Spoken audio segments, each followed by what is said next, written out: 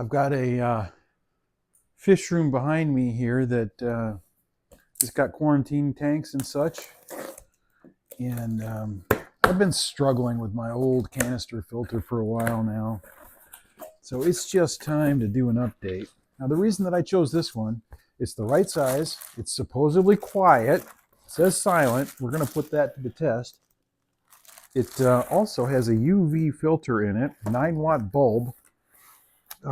So I'm going to see if this doesn't do a good job in my quarantine tank. The idea there being get rid of any ick or anything like that before it gets into the tank, before it comes over here to the display tank. So I thought that would be nice, because it does have a UVC bulb built into it. So it's got the UV filter. And when I unpacked it, I found this bulb and I thought, well, okay, there's a bulb. Well, there's already one in there. So it literally comes with a spare. Pretty simple to do maintenance on this. The impeller is easy to maintain. It comes off with the top. The top itself has a double thickness O-ring all the way around it. There is a rubberized waterproof switch right up here, as well as a priming pump right here. So this guy will plug in here. The black one locks it in place, and then the red one adjusts the flow, how much water you're letting in. So what it's doing is it's turning a cam that adjusts the size of the opening on the input and the output right there. So you can adjust the flow there. The return pipe I thought was pretty darn stout. I'm really happy about this. It's got your typical knurled edges with a screw that will come down or a nut rather that comes down and locks it in place and seals it. There's plenty of these really heavy duty suction cups. I put 3 on the return. I'm sorry, 3 on the output and 2 on the return. I'm going to put that in the tank like that. This comes where it's adjustable. You can slide this up and down, lock it in place with that. There's a sort of a filter kind of a thing at the end, and you've got the same sort of locking mechanism right here for your hose coming up. And then there is also a volume control right there. So open, it's like a needle valve inside of there. This right here, when you unscrew this, it gives you an option to start the whole process by putting water in the top and filling this, and then you can start pumping, and basically you can do the whole thing with it all sealed up. You don't have to worry about priming it. I was pleased to see that they also sent extra silicone O-rings. So the extra parts that came with it are the UV bulb, which they only last about 6 months or so. So that's a really nice thing. And then the extra silicone, and the canister itself comes in 3 levels. So you've got the top level, and then you've got levels 1, 2, and 3 going down to an empty canister that you can put anything you want in there. Whether you put, it comes with bio balls. These all lock together with these little hinges like this. So it comes with 2 sets of bio balls. You can put your chemical filtration, for example, activated charcoal. I like the ROX 0.8 myself for activated charcoal.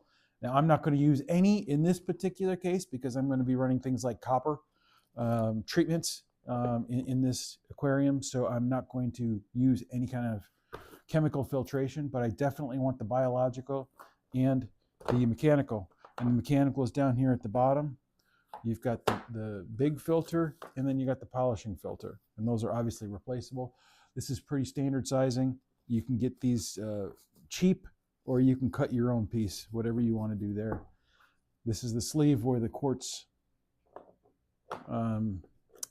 UV light goes down in. So basically the UV light, it allows for a slow, it's a very large opening, so it allows for slow movement of the water past the UV, which is exactly what you want. If you go too fast past the UV light, it's pretty much ineffective. So I'm going to get this guy put back together, and they say it's silent. We're going to put that to the test. It turns out priming this thing is super simple. You just pull up and down on this, and it is sucking the water right out of the tank. I suppose I could let it just, once the siphon gets started, let it go. Like that. And it's going to fill the whole thing up. So I've got the input side over there, and the output side over there. You can see the bubbles coming out. Boy, this couldn't be easier. I didn't have to touch a bucket of water.